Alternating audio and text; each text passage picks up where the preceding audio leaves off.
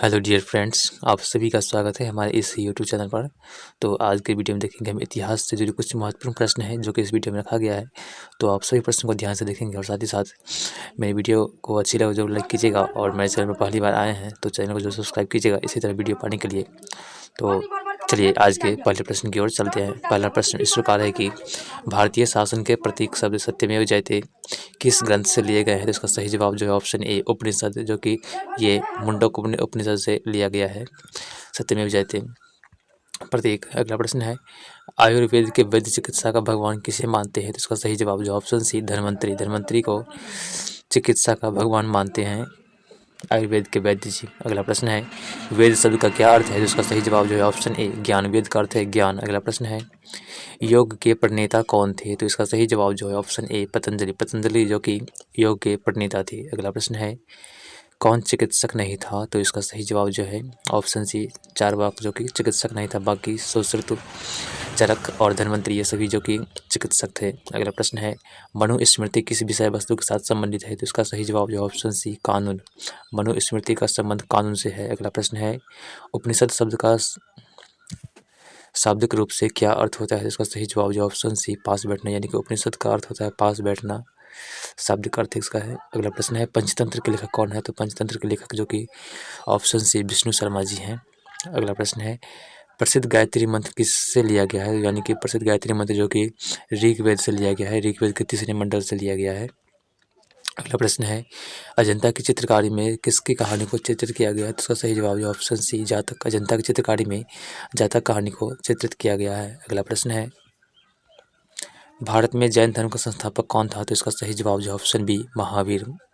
महावीर जो कि जैन धर्म के संस्थापक थे। अगला प्रश्न है अर्थशास्त्र की रचना किसने की थी? तो इसका सही जवाब जो है ऑप्शन बी कौटिल्य। कौटिल्य के द्वारा अर्थशास्त्र की रचना की गई थी। अगला प्रश्न है चाणक्य किस नाम से जाना जाता था? तो इसका सही जवाब जो है ऑप्शन सी कौटिल्य, या इसे विष्णुगुप्त भी कहा जाता है, यानी कि कौटिल्य और विष्णुगुप्त ये चाणक्य का नाम दूसरा ही है।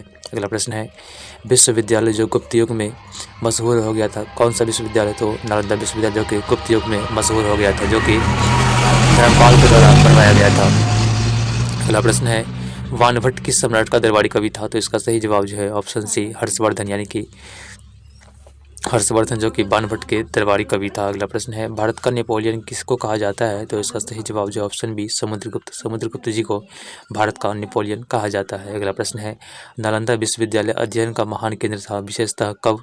तो बौद्ध धर्म के समय। बौद्ध धर्म के समय में नालंदा विश्वविद्यालय का अध्ययन बहुत बड़ा महान केंद्र था। अगला प्रश्न है कवि कालिदास किसके दरबार में रहते थे? तो इसका सही जवाब जो है ऑप्शन सी चंद्रगुप्त विक्रमादित्य के दरबार में कवि कालिदास रहते थे।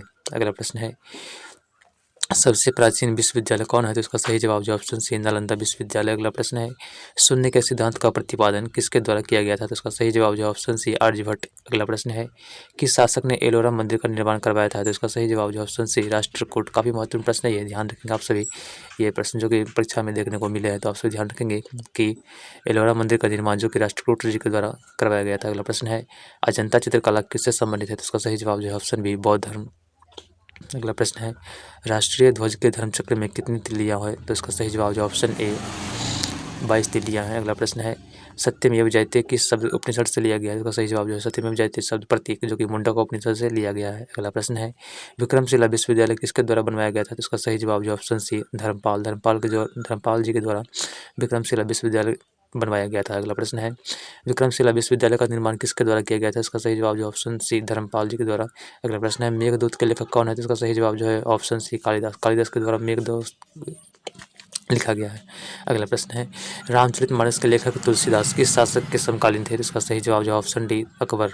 अकबर के समकालीन थे कौन? तुलसीदास जी, जिन्होंने रामचरितमानस लिखा है। अगला प्रश्न है गीत गोविंद का लेखक कौन है? तो इसका सही जवाब जो है ऑप्शन ए जयदेव जी। जयदेव जी जो कि गीत गोविंद के लेखक है। अगला प्रश्न है गीता का फारसी में अनुवाद किसने करवाया था? तो उसका सही जवाब जो है ऑप्शन डी दारा सिकोह। दारा सिकोह के द्वारा फारसी में गीता का अनुवाद किया गया था। अगला प्रश्न है अंतिम सिख गुरु कौन था? तो इसका सही जवाब जो है ऑप्शन सी गुरु गोविंद सिंह। अगला प्रश्न है खालसा पंथ की स्थापना गुरु गोविंद सिंह ने किस वर्ष की थी? तो इसका सही जवाब जो है ऑप्शन सी 1699 ईस्वी में खालसा पंथ की स्थापना गुरु गोविंद सिंह द्वारा किया गया था। अगला प्रश्न है कौन सा विश्व विरासत सूची में है? तो इसका सही जवाब जो है ऑप्शन डी यानी कि सभी है, जैसे कि खजुराहो, हम्पी, ताजमहल, ये सभी विश्व विरासत सूची में है, यानी कि इसका सही जवाब जो है उपरोक्त सभी। अगला प्रश्न है खजुराहो मंदिर का निर्माण किसने करवाया था? तो इसका सही जवाब जो है ऑप्शन डी चंदेल राजपूत के द्वारा खजुराहो मंदिर का निर्माण करवाया गया था। अगला प्रश्न है कौन सी स्थापत्य 12वीं सदी में नहीं बनाया गया था? इसका सही जवाब जो है ऑप्शन ए कोणार्क का सूर्य मंदिर, जो कि 12वीं सदी में नहीं बनवाया गया था। अगला प्रश्न है संत कबीर का जन्म कहाँ हुआ था? तो इसका सही जवाब जो है ऑप्शन सी मथुरा में संत कबीर का जन्म हुआ था। अगला प्रश्न है ताजमहल को डिजाइन करने वाला वास्तुकार कौन था? तो इसका सही जवाब जो है ऑप्शन बी उस्ताद अहमद लाहौरी। उस्ताद अहमद लाहौरी के द्वारा ताजमहल का डिजाइन किया गया था। अगला प्रश्न है मुगल काल का पहला भारतीय हिंदी विद्वान कौन था? तो इसका सही जवाब जो है ऑप्शन ए मलिक मोहम्मद जायसी। मलिक मोहम्मद जायसी के द्वारा मलिक मोहम्मद जायसी, जो कि मुगल काल का पहला भारतीय हिंदी विद्वान था। अगला प्रश्न है रामायण को फारसी में अनुवाद किसने किया था? तो इसका सही जवाब जो है ऑप्शन बी बदायूं के द्वारा रामायण को फारसी में अनुवाद किया गया था। अगला प्रश्न है सुविख्यात संगीतकार तानसेन और बैजू बावरा किसके शासनकाल से संबंधित है? तो इसका सही जवाब जो है ऑप्शन सी अकबर, यानी कि अकबर के शासनकाल में सुविख्यात संगीतकार तानसेन और बैजू बावरा का संबंध है। अगला प्रश्न है गीत गोविंद के लेखक कौन थे? इसका सही जवाब ऑप्शन ए जयदेव जी हैं। अगला प्रश्न है राज तरंगिणी किसके द्वारा लिखी गई है? तो इसका सही जवाब जो ऑप्शन ए कलहन जी के द्वारा राज तरंगिणी लिखी गई है। अगला प्रश्न है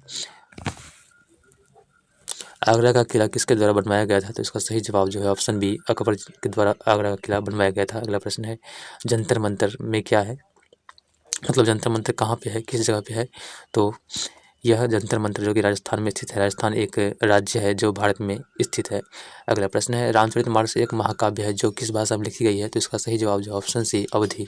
अवधी भाषा में रामचरितमानस एक महाकाव्य लिखा गया है। अगला प्रश्न है जोधपुर का किला किसने बनवाया था? तो इसका सही जवाब जो है ऑप्शन सी राव जोधा जी के द्वारा जोधपुर का किला बनवाया गया था। अगला प्रश्न है महाराष्ट्र का सबसे महान कवि कौन था? तो इसका सही जवाब जो ऑप्शन बी तुकाराम जो कि महाराष्ट्र का सबसे महान कवि है।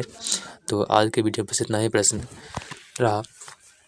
वीडियो अच्छी लगे तो लाइक कीजिएगा आप सभी, और मेरे चैनल पर पहली बार आए हैं तो चैनल को सब्सक्राइब कीजिएगा, और साथ ही साथ मिलेंगे अगली वीडियो में। तो अभी के लिए धन्यवाद, मिलते हैं अगली वीडियो में। आपका दिन शुभ हो।